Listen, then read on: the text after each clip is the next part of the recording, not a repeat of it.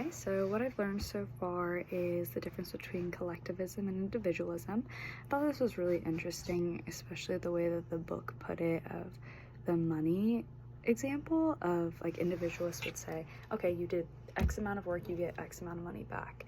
Whereas a collectivist would say, why don't we all get the same amount of money? It's the best for everyone type of thing. This was really interesting to me because one of my best friends is from Mexico, and she always talks about how important and how family oriented they are, and that made sense to me, and I just view that as a collectivist culture, and I think that it's really interesting that most people from the United States are individualistic.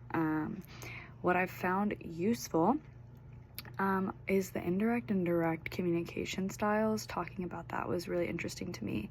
I'm on the track team here, and we have a lot of people from foreign countries that are on the team, and a lot of them have direct styles, and I have an indirect style, and my coach has a direct style, and there can be some miscommunication there.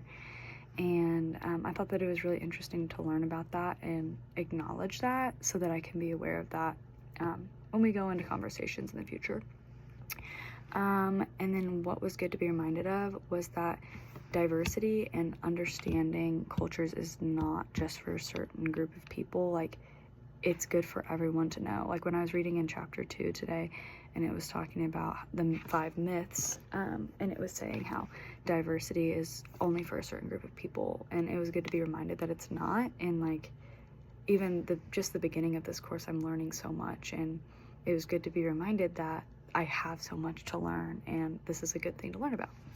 And then what I thought of the video, The Shadow of Hate, it was a hard watch just because it was like, I can't believe Americans would treat people this way. I don't know. But especially like an example of that would be the Chinese laborers that came into the country, did all the dirty work that the Americans didn't want to do, and then we continue to just kind of boot them out of the country. Like, no, you can't stay with us. You get these horrible living conditions, horrible pay, all of these things.